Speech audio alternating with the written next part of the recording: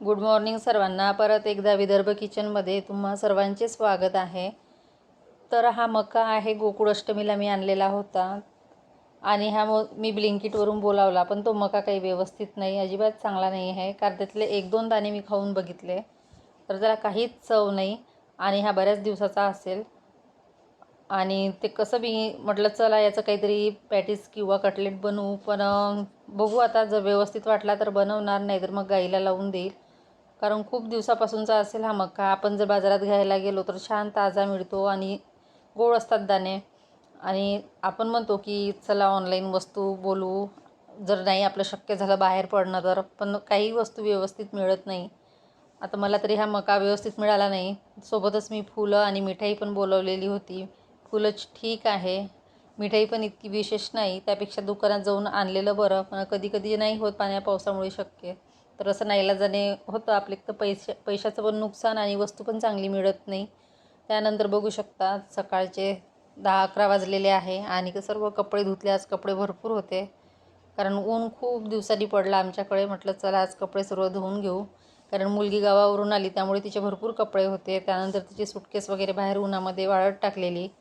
नंतर इकडे किचन आवरलेलं आहे सर्व आणि दुपारच्या स्वयंपाकाची तयारी.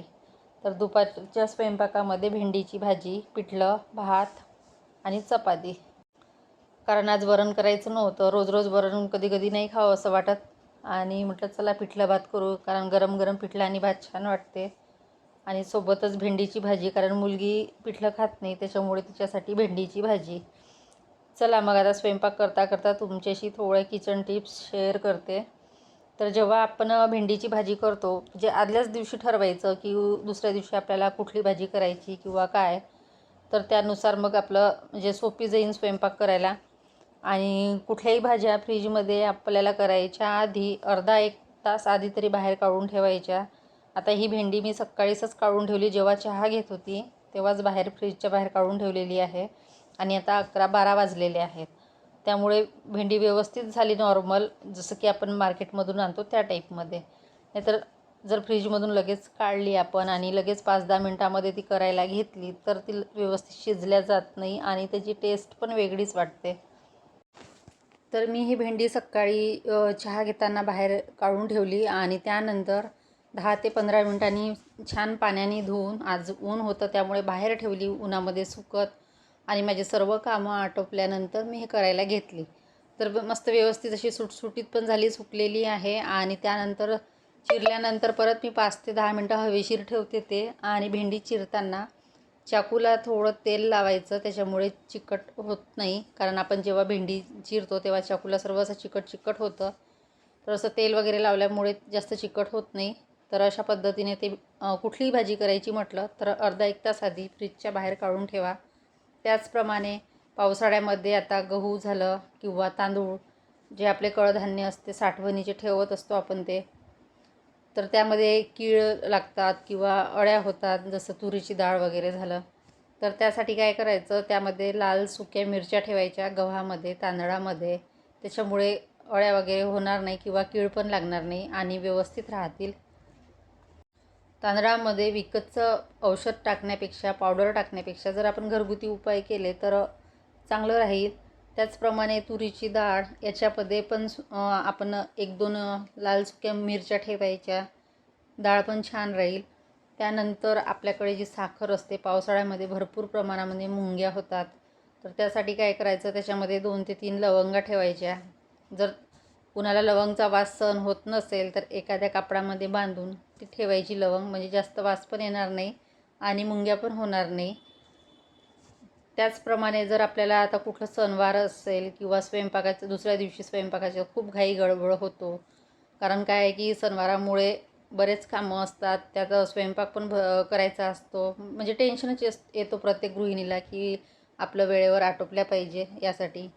तर त्यासाठी काय करायचं की आधी ठरवायचं की दुसऱ्या दिवशी आपल्याला काय करायचं आहे, त्यानुसार म्हणजे आपण आदल्या दिवशी थोडी तयारी करायची. जसं आपल्याला दुसऱ्या दिवशी आता भजे वगैरे करायचे असेल तर कांद्याचे वरचे कवर काढून घ्यायचे, म्हणजे त्याचं साल काढले आणि 2 काप करून ते तुम्ही पॅक बंद डब्यामध्ये फ्रीजमध्ये जर व्यवस्थित डब्बा बंद करून ठेवला तर ते दुसऱ्या दिवशी लगेच आपल्याला कट करायला सोपी जातील आणि फ्रीजमध्ये पण वास येणार नाही व्यवस्थित बंद करून ठेवलं तर.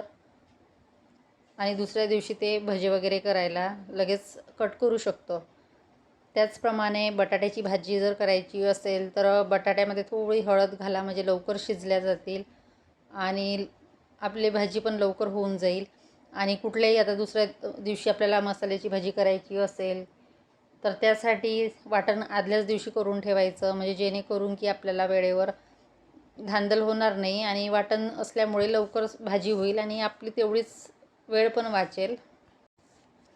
त्याचप्रमाणे जसं तिळाचं कूट, शेंगदाण्याचं भाजलेलं कूट हे आधीच तयार करून ठेवायचं, म्हणजे कुठलीही भाजी करायची असली रश्श्याची तर वेळेवरती लगेच आपल्या कामी पडेल. जसं गवारीच्या शेंगाला तिळाचं कूट छान वाटते, तर ते आपण आधीच जर भाजून ठेवलं तर सहज 1 आठवडा तरी टिकतंच ते. तर अशा पद्धतीने जर आपण स्वयंपाकाचं नियोजन केलं तर आपले बरेच म्हणजे बचत होते आणि वेळ पण वाचतो मेन म्हणजे. आणि तितकाच वेळ मग आपला दुसऱ्या कामामध्ये तो होऊन जातो. तर इथे बघू शकता भाजी झालेली आहे. आता चपात्या करायच्या आहे, पिठलं पण झालेलं आहे, भात झालेला आहे. आणि जेव्हा आपण चपात्या करतो तर काय करायचं, पुऱ्या वगैरे करायच्या असल्या आपल्याला तर कणिक ही अर्धा तास आधीच भिजवून ठेवा. त्याच्यामध्ये थोडा ओवा घाला, मीठ घाला, तेल घाला आणि चिमूटभर साखर घाला आणि छान अशा पुऱ्या होतात आणि चवीला पण छान लागतात. आणि त्याला कोरडी कणिक न वापरता थोडा तेलाचा हात घेऊनच लाटा पुऱ्या आणि त्या तळून घ्या. एकदम छान होतात, मऊ लुसलुशीत आणि खायला पण खूप टेस्टी ओवा असल्यामुळे. आता बऱ्याच जणाला ओवा नाही आवडला तर नाही टाकू शकत तुम्ही. तर सुकं खोबरं खराब होऊ नये म्हणून हे काय करायचं, आपल्याला तुरीच्या डाळीमध्ये ते खुपसून ठेवायचं आहे, त्याच्यामुळे ते खराब होणार नाही. त्याचप्रमाणे आता फ्रीजमध्ये लिंबू ठेवतो आपण, पण ते खूप असं कडक येतं, तर ते पण 5-10 मिनटं आधीच बाहेर ठेवायचं. आणि जर त्याचा भरपूर रस पाहिजे असेल आपल्याला तर थोडं कोमट पाणी करायचं आणि त्या पाण्यामध्ये ते लिंबू टाकायचं, म्हणजे काय होईल, तो नरम पडेल आणि भरपूर आपल्याला रस काढता येईल.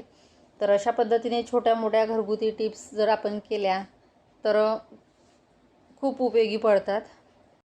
आणि आता पावसाळा आहे, पावसाळ्यामध्ये आपण जो मार्केटमधून भाजीपाला आणतो भरपूर अशी माती असते त्याला, आणि तसंच ते फ्रीजमध्ये ठेवू नका, कारण सर्व भाज्या आधी धुवून घ्या. जर ऊन नाही पडत आहे तर छान असे 1-2 पेपर घ्या, खाली पेपर टाका, वरती फॅन लावून द्या आणि त्या पेपरवर व्यवस्थित भाज्या धुवून ठेवा. त्यानंतर भाज्या तोडून व्यवस्थित कॅरीबॅगमध्ये किंवा प्लॅस्टिकच्या डब्यामध्ये ते फ्रीजमध्ये ठेवून द्या, म्हणजे कसं की आपल्याला दुसऱ्या दिवशी करायला लवकर सोपी जाईल. आणि जर आपण तशीच ठेवली तर फ्रीज पण खराब होतो आणि ते डबे पण सगळं माती लागतं त्याला, त्याच्यामुळे आणि आपल्याला करायला पण मग प्रॉब्लेम येतो. आणि मग कसं स्वयंपाक करताना ही भाजी निवडायची आहे, ती भाजी निवडायची आहे, म्हणजे असं कन्फ्यूज होऊन जातो आपण. त्यापेक्षा ते आपण आदल्याच दिवशी जेव्हा भाजीपाला वगैरे आणलेला असतो तेव्हा व्यवस्थित धुवून ठेवायचा, सुकट ठेवायचा. त्याच्यानंतर ज्या भाज्या जसं की पालेभाज्या झालं, शेंगा झालं, ह्या तोडून कॅरीबॅगमध्ये ठेवून द्यायच्या, म्हणजे स्वयंपाक करायला सोपी जाईल. त्याचप्रमाणे आता आपल्याला मुलांची शाळा असते, सकाळी घाई गडबडीमध्ये नाश्ता करायचा असतो, तर कधी-कधी मुलांना आवड असते की नाही आज उपमा पाहिजे. मग उपमा करायचा म्हटलं तर रवा भाजा, त्यापेक्षा आपण इन्स्टंट उपमा करून ठेवायचा. जेव्हा आपण रवा वगैरे भाजतो त्यामध्ये थोडं तिखट, मीठ, कोरडे जे मसाले आहेत ते ॲड करायचे, थोडा कढीपत्ता, असं तो भाजून रवा एका पॅकबंद डब्यामध्ये ठेवायचा. आणि जेव्हा मुलाला पाहिजे तेव्हा फक्त कांद्याची फोडणी करून आपण तो पटकन करून देऊ शकतो, म्हणजे अगदी 5 मिनटामध्ये तो होऊन जाईल. आणि आता सणवार चालू आहेत, त्याच्यामुळे भरपूर असे आपल्याला सणावार असल्यामुळे प्रत्येक सणाला काही नाही काही करावंच लागतं. तर त्यातली एक महत्त्वाची टिप्स म्हणजे आता आपल्या लेडीजला म्हटलं तर दिवसभर कामं पुरतात. मग काय करायचं, जर आपल्याकडे वेळेवर दळण संपलं तर मग वेळेवर निवडा, खूप प्रॉब्लेम येतो.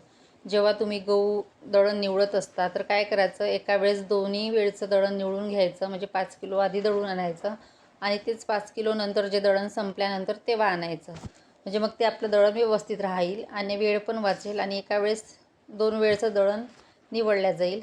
वेळेवर जर निवडायचं म्हटलं तर मग गहू वाळवायचा प्रॉब्लेम येतो. जेव्हा कधी ऊन पडले तेव्हा ते गहू वाळत टाकायचे आणि वेळेवर थोडे चाळणीने चाळून दळून आणता येईल. तर अशा पद्धतीने आपला वेळ पण वाचेल. आणि हो, फ्रीजमध्ये कुठल्याही वस्तू जर आपण ठेवतो, जसं स्टीलच्या भांड्यामध्ये दूध असेल, काही असेल, तर ते फ्रीजला एकदम चिपकून नका ठेवू, थोडं मध्ये ठेवा. कारण त्याला चिपकून ठेवायचं नसतं, ते स्टीलचे भांडे थोडे मध्येच ठेवायचे. आणि त्यानंतर आपल्याकडे जे नारळ असतं बघा, आता नारळावरून मी एक टिप्स सांगते. आता हे ओलं नारळ आहे. ओलं नारळ जेव्हा आपण फोडतो तेव्हा त्यातील आतील जे नारळ आहे ते कवचातून लवकर निघत नाही. चाकूने जरी काढलं तरी थोडे थोडे तुकडे निघतात. तर त्यासाठी काय करायचं, आपण गॅसवर ते नारळाचा डोल पूर्ण गरम करून घ्यायचा. म्हणजे फोडल्यानंतर जेव्हा 2 तुकडे करू तेव्हा व्यवस्थित गरम झाला की अलगद गरम असतानाच ते चमच्याने काढून घ्यायचा. व्यवस्थित गोल निघेल तो आणि छान असं लगेच निघायला सोपी जाईल. म्हणजे बऱ्यापैकी ते आपल्याला त्रास होणार नाही काढताना. त्याचप्रमाणे जेव्हा आपण कढीपत्ता आता समजा कुठून आणलेला असता, मार्केटमधून म्हणा किंवा शेजारच्या घरून आणलेला असेल आणि 8-10 दिवसाचा जरी तो टिकायला पाहिजे असं वाटत असेल, तर कढीपत्ता काय करायचं, छान धुवून घ्यायचा, नंतर सुकट ठेवायचा आणि त्यातले म्हणजे दांडीसहित तो फ्रीजमध्ये ठेवायचा नाही. त्याची पानं काढून घ्यायची आणि एका प्लॅस्टिकच्या हवाबंद डब्यामध्ये तो ठेवा तुम्ही आणि पेपरमध्ये गुंडाळून ठेवा किंवा जो टिश्यू पेपर असतो आपला, फॉईल पेपर, त्याच्यामध्ये जरी ठेवला तरी 10 ते 15 दिवस छान राहतो आणि कलर पण जसंचा तसे राहतं. चला मग भेटूया नेक्स्ट व्हिडिओमध्ये. Bye bye.